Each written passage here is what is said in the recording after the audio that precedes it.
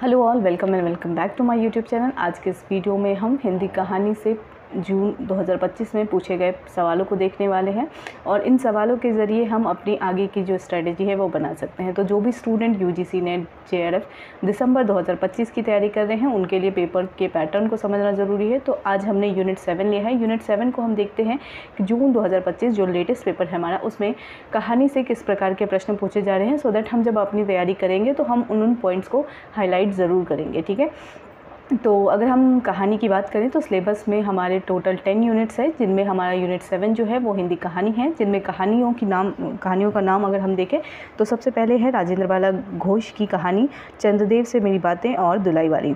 माधवराव सप्रे की कहानी है एक टोकरी भर मिट्टी, और सुभद्रा कुमारी चौहान की कहानी है राही, और प्रेमचंद की कहानी, दो कहानियाँ हैं, एक है ईदगाह और दूसरा दुनिया का सबसे अनमोल रतन। वहीं राजा राधिका रमन प्रसाद सिंह की कहानी है कानों में कंगना। चंद्रधर शर्मा गुलेरी की कहानी है उसने कहा था। जयशंकर प्रसाद की कहानी है आकाशदीप। जैनेन्द्र की कहानी है अपना अपना भाग्य। फणीश्वरनाथ रेणु की कहानी है तीसरी कसम और लाल पान की बेगम। अगर हम बात करें अज्ञे की, तो अज्ञे की कहानी है गैंग्रीन, जिसे रोज के नाम से भी जाना जाता है। शेखर जोशी की कहानी है कोशी का घटवार। भीष्म साहनी की कहानी है, दो कहानियाँ हैं इनकी, अमृतसर आ गया है और चीफ की दावत। कृष्णा सोबती की कहानी है सिक्का बदल गया। हरिशंकर प्रसाई की कहानी है इंस्पेक्टर माता दीन चांद पर। ज्ञानरंजन की कहानी है पिता। कमलेश्वर की कहानी है राजा निर्वंशिया, और निर्मल वर्मा की कहानी है परिंदे। तो टोटल 21 कहानियाँ हैं। इन 21 कहानियों को हमें पढ़ना है। पढ़ना तो सारी कहानियों को ही है, लेकिन किस तरीके से पढ़ें सो दैट हम एग्ज़ाम के पॉइंट ऑफ व्यू से तैयारी कर सकें, है ना। कहानियों को सिर्फ पढ़ना एक होता है कि आप कथावस्तु सिर्फ जान रहे हैं, तो कथावस्तु नहीं जाननी है आपको कहानी के माध्यम से। कहानी के माध्यम से आपको उन सवालों को देखना है जो यूजीसी नेट में पूछे जाते हैं।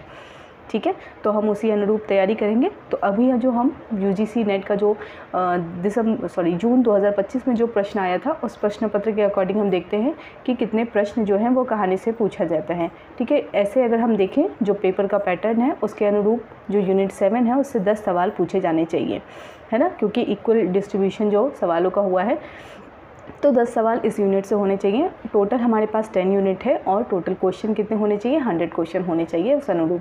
तो देखते हैं कितने सवाल पूछे गए थे जून 2025 में। तो सबसे पहला सवाल जो है वो देखते हैं। तो सबसे पहला जो सवाल पूछा गया था हिंदी कहानी यूनिट 7 से, तो वो है सिक्का बदल गया कहानी का पात्र कौन नहीं है। पहला ऑप्शन है शेरे, दूसरा है दाऊद खां, तीसरा है शाहनी, चौथे हैं ददन मियाँ। तो कहानी है सिक्का बदल गया। कहानीकार कौन है? कृष्णा सोबती। ठीक है, कहानीकार कौन है? कृष्णा सोबती। ठीक है, यूजीसी के पाठ्यक्रम में जो आपकी कहानी लगी हुई है उसी से ये प्रश्न है। तो कृष्णा सोबती जो है वो हमारी कहानीकार हो गई और उनकी कहानी क्या है? सिक्का बदल गया। ठीक, तो इस प्रश्न का सही उत्तर क्या हो जाएगा? कौन सिक्का बदल गया कहानी का पात्र नहीं है? तो शेरे हैं, दाऊद खां हैं, शाहनी हैं, ददन मियाँ नहीं है। तो इस प्रश्न का सही उत्तर क्या हो जाएगा? चौथा। ठीक है, इसको हम काट देते हैं। तो चौथा इसका सही उत्तर हो जाएगा कि ददन मियाँ जो है इस कहानी के पात्र नहीं हैं। अब हम ये देखते हैं कि अगर हम पैटर्न के हिसाब से बात करें, तो पैटर्न के हिसाब से अगर देखें तो सिक्का बदल गया कहानी में हमें क्या देखना है कि जो कहानी से वो क्या पूछे जा रहा है, एक तो सवाल पात्र पूछे जा रहे हैं। तो आपको जो कहानी के, जब आप कहानी पढ़ रहे होते हैं तो कहानी पढ़िए और उस कहानी के जस्ट बगल में आप क्या करेंगे, उनमें जो प्रमुख पात्र, गौण पात्र जो भी आए हैं उन सभी पात्रों के नाम आप अलग से नोट करेंगे। ठीक है, तो पात्रों पर विशेष ध्यान दे रहे हैं। ठीक है, अगला हम प्रश्न देखते हैं। अगला जो प्रश्न है वह है तीसरी कसम कहानी से। यह फणीश्वरनाथ रेणु की कहानी है। ठीक है, फणीश्वर नाथ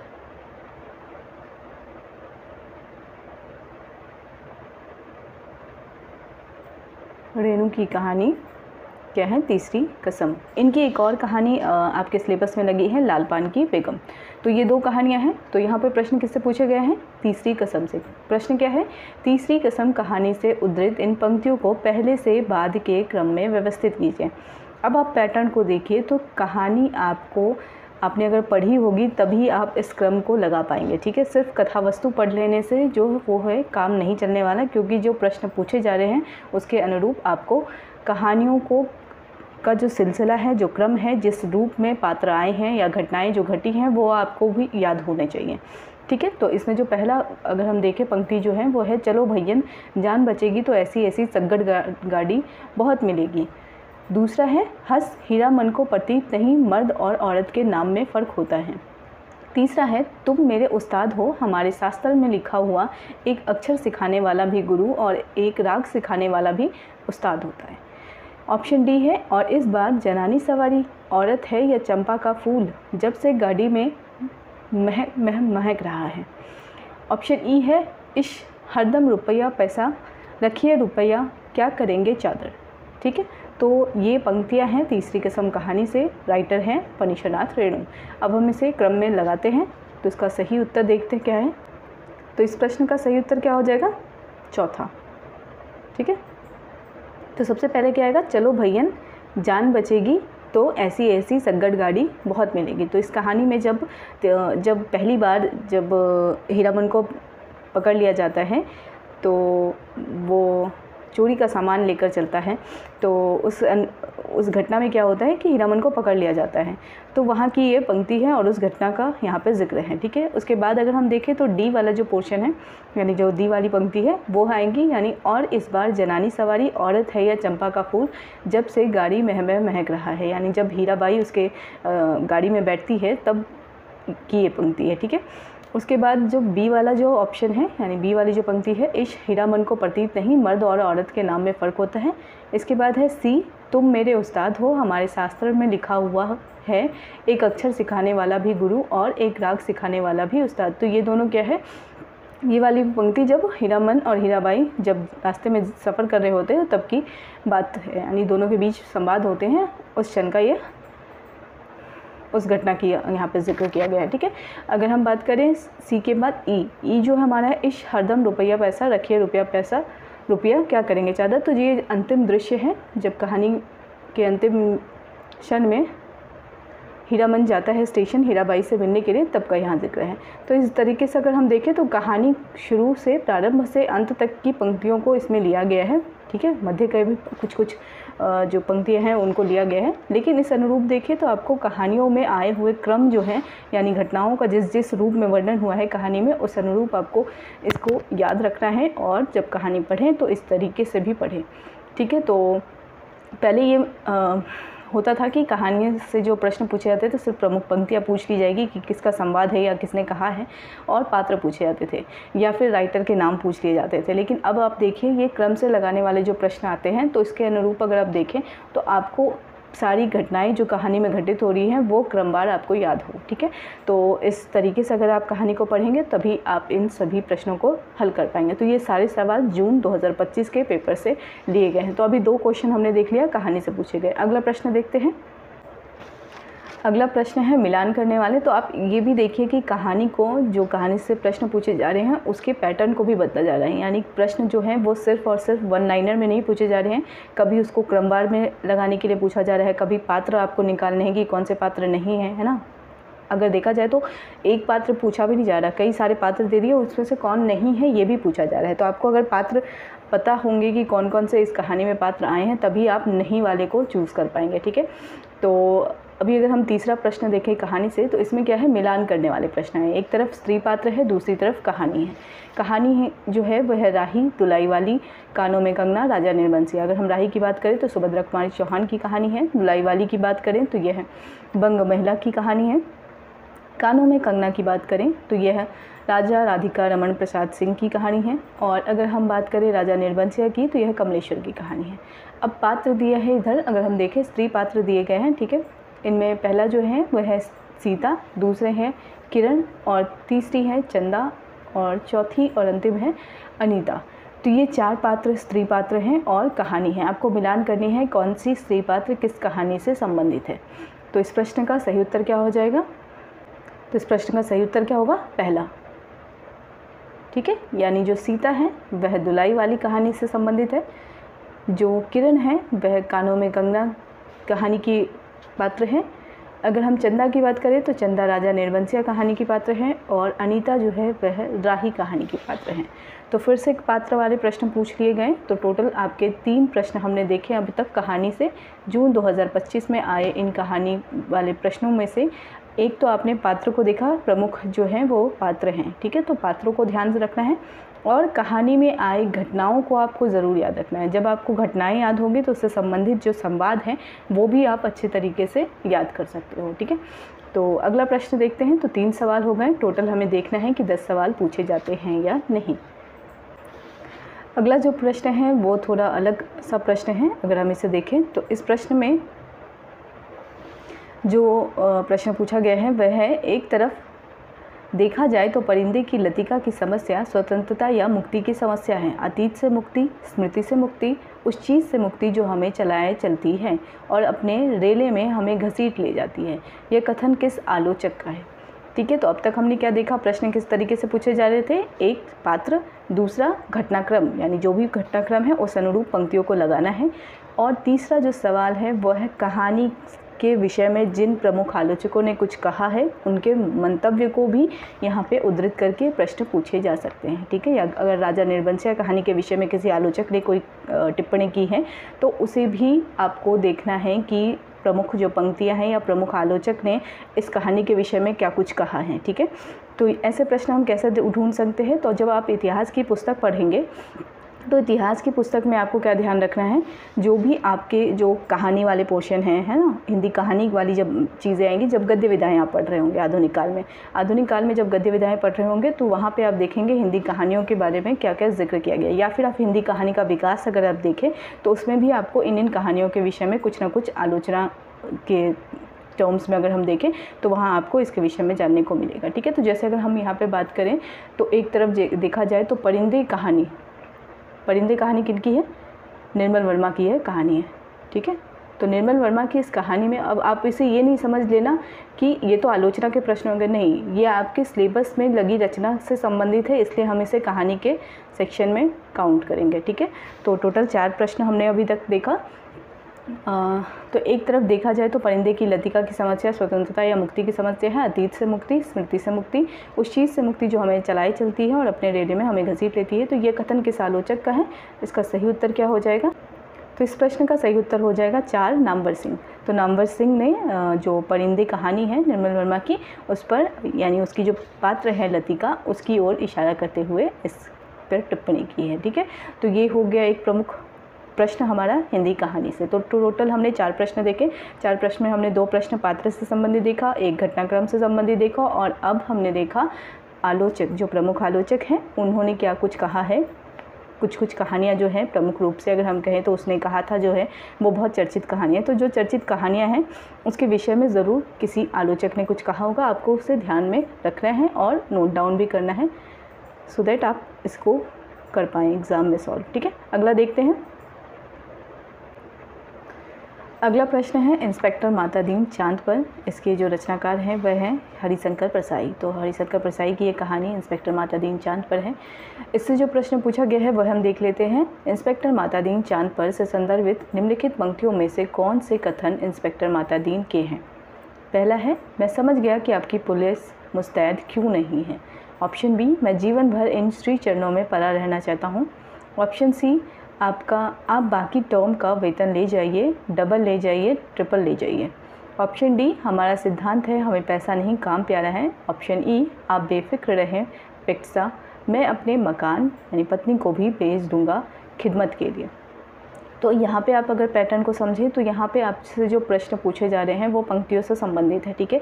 जो इंस्पेक्टर माता दीन चांद पर जो कहानी है, अगर हम सिर्फ इसी को केंद्र करके देखें तो कहानियों से जो प्रमुख पात्र हैं उनके क्या क्या कथन हैं उससे भी प्रश्न पूछे जा सकते हैं। यानी अगर हम राजा निर्वंशिया की बात करें तो उसमें अभी हमने चंदा का नाम देखा कि चंदा एक पात्र है, तो चंदा के कौन कौन से कथन हैं ये भी आपको ध्यान रखने हैं, ठीक है।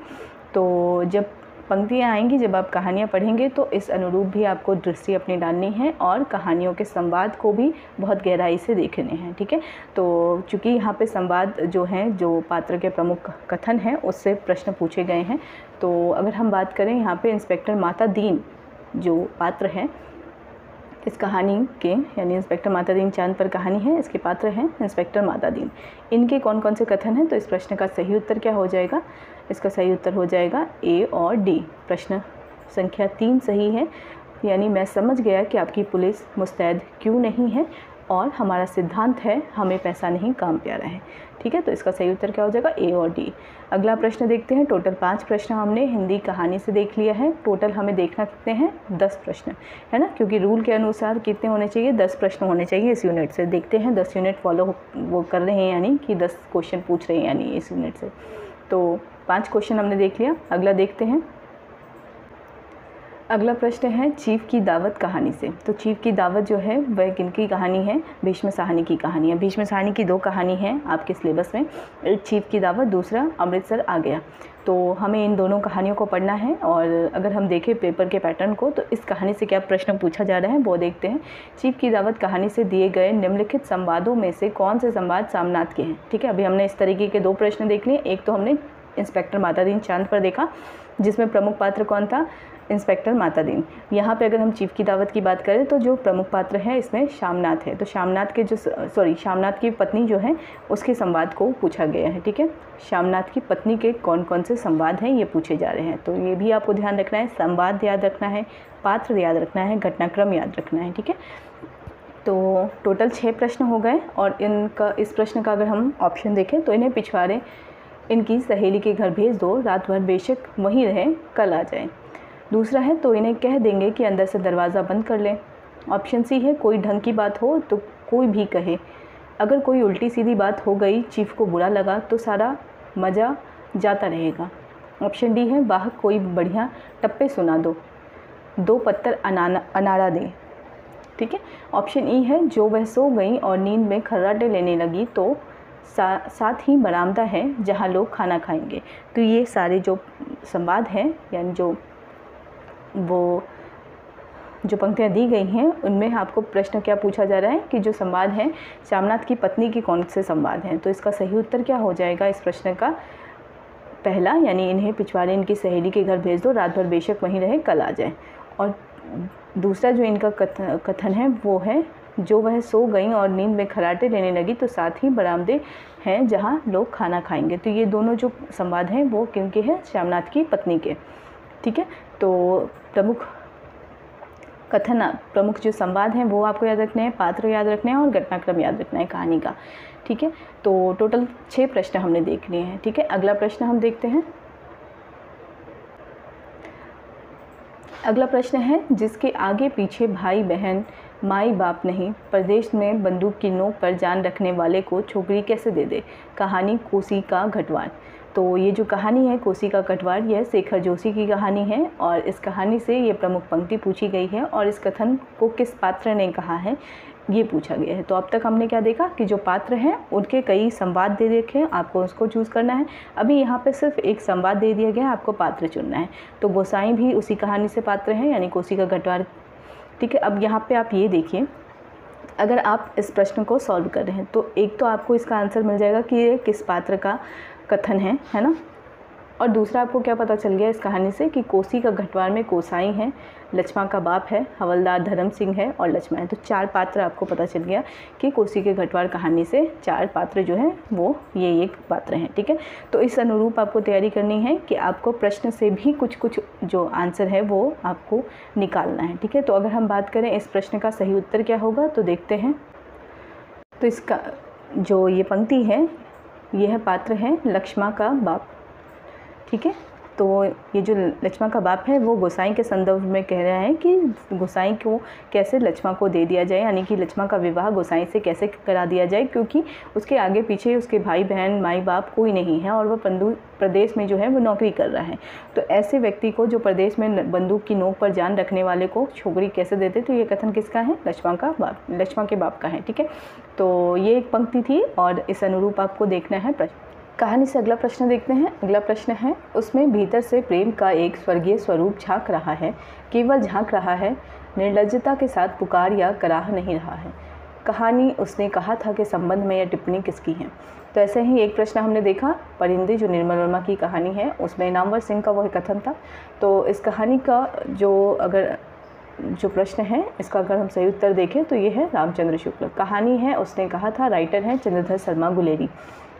तो कहानी से इस प्रकार के भी प्रश्न बनते हैं कि प्रमुख जो आलोचक हैं वो, जैसे कुछ कुछ कहानियाँ जो है ना वो बहुत प्रसिद्ध हैं, जैसे अगर मैं उसने कहा था की बात करूँ, परिंदे की बात करूँ और तीसरी कसम की बात करूँ, तो ये सब कहानी बहुत प्रचलित हैं। तो इन सभी कहानियों के ऊपर जितने भी आलोचकों ने टिप्पणी की है या समीक्षा की है, उस दृष्टि से भी आपको प्रश्नों को देखना है यूनिट 7 जब आप तैयार कर रहे हों, ठीक है। चूँकि प्रश्न इसी तरीके से बन रहे हैं तो ये आपको ध्यान में देखना है। अगला प्रश्न हम देखते हैं कहानी से। अगला प्रश्न है, इसे मैं कहानी के सेक्शन में इसलिए ऐड कर रही हूँ क्योंकि कहानीकार जो आपके आगे हैं ये आपकी कहानी वाले सेक्शन में लगे हैं और इनकी कहानी है गैंग्रीन, ठीक है। तो जब हम हिंदी कहानी यानी यूनिट 7 को पढ़ रहे होते हैं तो आपको सिर्फ़ और सिर्फ कहानियों पे फोकस नहीं करना है, उनके जो रचनाकार हैं उनको भी देखना है, ठीक है। तो अगर जैसे कोई रचनाकार कहानी वाले सेक्शन में अगर सिलेबस में है तो एटलीस्ट आपको उनकी कहानियाँ, उनकी कहानी संग्रह पता होनी चाहिए, ठीक है। और कहानी संग्रह का प्रकाशन वर्ष क्या है, पहली जो कहानी संग्रह है उसका क्या प्रकाशन वर्ष है, अंतिम कहानी संग्रह जो उसका क्या प्रकाशन वर्ष है, और कहानी संग्रह को क्रम वाइज आपको याद रखना है कि प्रकाशन वर्ष के अनुसार आपको उसे याद रखना है, क्योंकि कुछ प्रश्न ऐसे भी बनते हैं जो आपको क्रम में लगाने के लिए प्रश्न होते हैं, ठीक है। तो जब क्रमवार वाला प्रश्न आएगा तब भी इस सेक्शन से प्रश्न बनते हैं, इसलिए आपको याद रखना है कि जब भी आप किसी भी विधा के मूल टेक्स्ट को पढ़ रहे हों तो उसके जो रचनाकार हैं उनके भी कृतियों को आपको देखना है। एटलीस्ट आप नाटक, अगर नाटक में कोई रचनाकार लगा है तो उनके समस्त नाटकों के बारे में आपकी जानकारी होनी चाहिए, ठीक है। आपको अगर हम कहानी की बात करें तो आगे की जितनी कहानियाँ हैं, उनके कहानी संग्रह हैं जितनी, उसके विषय में आपको पता होना चाहिए। जैसे अभी यहाँ पे प्रश्न पूछा गया है, आगे की निम्नलिखित कहानियों को उनके प्रकाशन वर्ष के अनुसार पहले से बाद के क्रम में व्यवस्थित करें। पहला है गैंग्रीन, दूसरा है जयदोल, तीसरा है हीली बोन की बत्तखें, चौथा है कलाकार की मुक्ति और पांचवा है विपत्तिका। तो आपको इन पांचों कहानियों की जो एक तो प्रकाशन वर्ष पता होना चाहिए, प्रकाशन वर्ष पता होगा तभी आप इसे क्रम वाइज लगा पाएंगे, ठीक है। तो कहानियाँ आपको पता होनी चाहिए। अगर आप हिंदी कहानी वाले सेक्शन को पढ़ रहे हैं तो समस्त रचनाकार की कहानियाँ पता होनी चाहिए। तो इसका सही उत्तर क्या हो जाएगा? तो इस प्रश्न का सही उत्तर है पहला EACBD, यानी पहला होगा आपका विपत्तिका, फिर आपका होगा गैंग्रीन, फिर आपका आएगा हीली बोन की बत्तखें, फिर आपका आएगा जयदोल, फिर कलाकार की मुक्ति, ठीक है। विपत्तिका, गैंग्रीन, हीली बोन की बत्तखें, जयदोल और कलाकार की मुक्ति। तो ये थे कहानी वाले सेक्शन से प्रश्न। तो आप इसी अनुरूप जब प्रश्न पत्र देखेंगे तो प्रश्न पत्र को सभी सेक्शन वाइज आप देखना स्टार्ट करेंगे और उसी अनुरूप आपकी तैयारी होगी, ठीक है। तो जब आप कहानी पढ़ रहे होंगे तो केवल आपको कहानियों को नहीं पढ़ना है, कहानियों के पात्रों को देखना है, क्रम वाइज जो घटनाक्रम है उसे देखना है, और संवाद जो है, जैसे अगर प्रमुख कोई पात्र है तो उसके संवाद को देखना है कि क्या संवाद जो है किस पात्र के द्वारा कहा गया है। और जो चीज़ है जो इम्पोर्टेंट वो है आलोचकों का मत, यानी उस प्रस्तुत कहानी में जो आलोचकों का मत है वो आपको ध्यान रखना है। चौथी चीज़ जो है वो है आपको रचनाकार की जो अगर विधा पर्टिकुलर दे रखी है, जैसे अगर हिंदी कहानी में अज्ञे का नाम अगर आया है तो अज्ञे की समस्त कहानी, उनकी कहानी संग्रह का जो आपको प्रकाशन वर्ष के अनुसार जो उनकी रचनाओं का क्रम जो है वो याद रखना है, ठीक है। तो वीडियो को यहीं पे एंड करते हैं। वीडियो को एंड तक देखने के लिए थैंक यू सो मच।